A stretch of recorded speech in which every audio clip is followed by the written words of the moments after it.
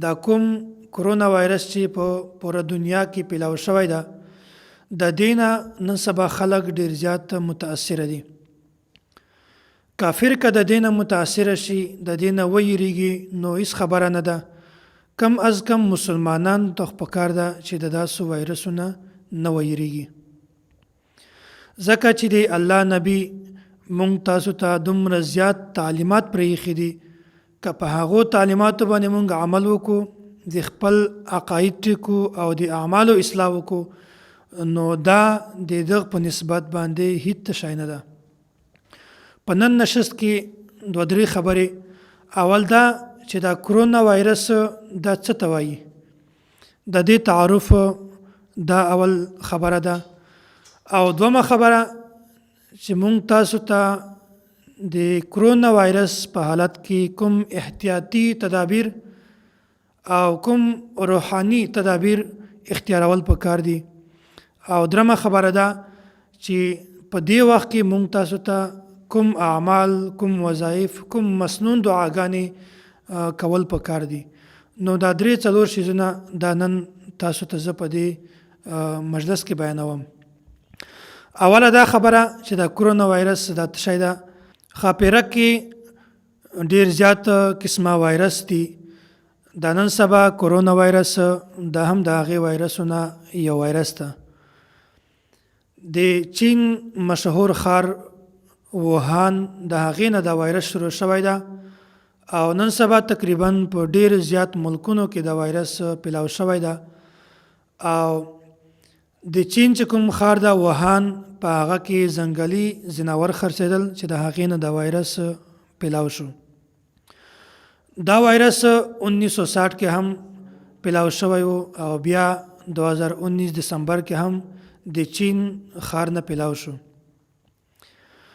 او دا د چمګادړ د خاپیرک نه دا وایرس خلکو ته منتقل شو. او داسې چې کوم ځناور دي هغو د خاپیرک ګندګي خوړله، د هغو ځناور نه هم انسانانو ته دا وایرس منتقل شو. او نن ټوله دنیا یې پریشانه کړې ده چې دا وایرس ختمولو اصلاح به څنګه کیږي. نو ډیر زیات وایرس، ډیر زیات خطرناک وایرس په دې ده چې دا د انسانانو نه بل انسان ته هم لګیږي. په ساه اخیستلو کې، ساه اچولو کې او داسې سږی پړپوس د دې په مرض کې هم دا کرونا وایرس دا دغه د مرض سبب جوړیږي.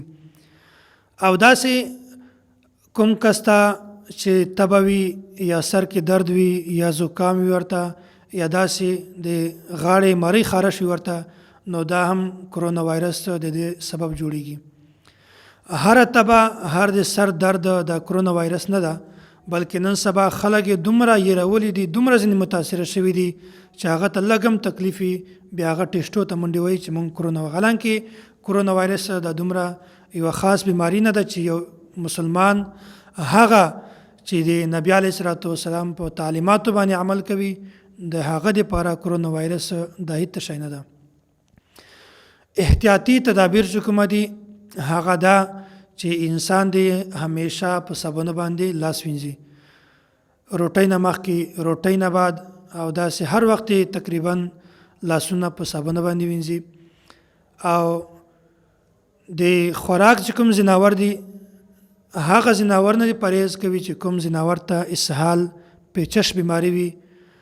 او غوښه او هګۍ پخولو کې هم ډیر زیات احتیاط کوي چې هغه اومه پاتې نشي بلکې ښه پخه شي. او داسې ګنده لاسونه د پزې ته او سترګو ته او داسې خولې ته هم مه نږدې کوئ، د دې نه هم د کرونا وایرس لګېدلو ډیر زیات اثرات وي. او بل په دې احتیاطو کې یو احتیاط دا هم ده چې کوم یو کس ته داسې بیماری وي چې هغه سر درد وي یا تبه وي یا زکام وي، نو هغه د صحیح معالج سره رابطه وساتي. او بل دا چې کوم علاقه کې دغه بیماری پیلاو شوی وي، مخته خو طاعون بیماری وه چې یوه وبا په یوه علاقه باندې پیلاو شي، او نن سبا کرونا وایرس دا هم تقریبا د هغې غوندې شی ده. نو د دې دپاره د نبی علیه الصلاۃ والسلام په تعلیماتو کې دا ملاویږي چې کوم کسان په هغه علاقه کې وي چې په کومه علاقه کې د وبا پیلاو شوی وي هغه کسان دي د دې علاقې نه نه وځي، بلکې د یو بل خیرخوا دي جوړ شي، هغه تکلیف دي برداشت کړي، خو د دغې علاقې نه دي بهر ته نه وځي. او کوم کسان چې د دې علاقې نه بهر ته وي د هغو دپاره هم دا احتیاط ته چې هغه د دې علاقې ته نه ورځي. او بل کوم کسان چې د نبی علیه الصلاۃ والسلام په تعلیماتو باندې عمل کوي، هغه 5 وخت لمونځ کوي او لاسونه وینځي، اودس کوي او سنت طریقې مطابق اودس کوي، 3 واره لاس وینځي، 3 واره هر اعضا وینځي، نو د داسې خلکو دپاره د کرونا وایرس نه بچ کول دا ډیر زیات اسان دي. او بل چې کومه دا روحاني تدابیر هغه هم داسې دي چې هر انسان دی د صدقې ډیر زیات کوشش کوي. صدقه دا بلاګانې او مصیبتونه ختم کوي، د انسان په صحت کې، د انسان په رزق کې او د انسان په عمر کې دا برکت اچوي صدقه.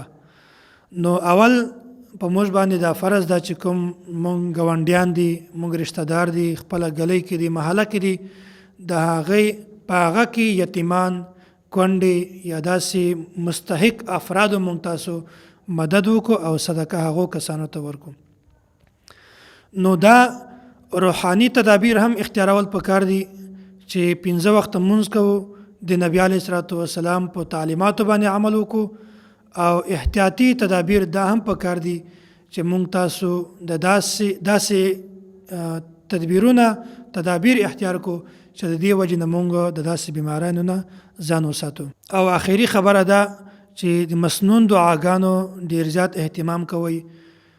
حضرت عمر رضی الله تعالی عنه د نبی علیه الصلاۃ والسلام دا ارشاد نقل کوي، وایي کوم یو کس چې څوک په مصیبت کې وویني نو دا دعا دی وایي الحمدلله الذي عافاني مما ابتلاك به وفضلني على كثير ممن خلق تفضيلا.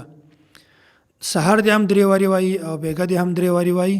دا داسې بیماریانو کې او داسې مصیبت کې ډیر معاون ثابتېږي. او داسې د نبی علیه الصلاۃ والسلام نور هم مسنون دعاګانې دي. بل دا دعا ده اللهم إني أعوذ بك من البرص والجنون والجزام ومن سيء الأسقام. دا دعا هم سحر 3 واري وایي او بیګا هم 3 واري وایي. او بل دعا ده اللهم عافني في بدني، اللهم عافني في سمعي، اللهم عافني في بصري، لا إله إلا أنت. نو د داسې دعاګانو ډیر زیات اهتمام کوي. او بل دا دعا چې هر کس ته سحر 3 واري او بیګا 3 واري دا دعا وایي اعوذ بکلمات الله التامات من شر ما خلق، دا هم سحر 3 واري وایي او بیګا هم 3 واري.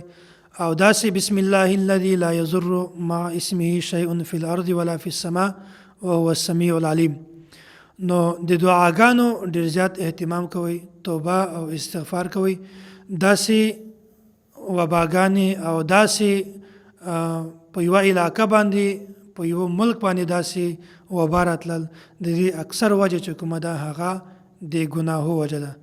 که مونږ تاسې نن سبا په خپلو ګناهو باندې نظر واچو، د ګناهو نه توبه وکاږو، استغفار وکړو، نو الله تعالی به مونږ د داسې بیماریانو نه او د داسې تکلیفاتو نه د همیشه دپاره ساتي.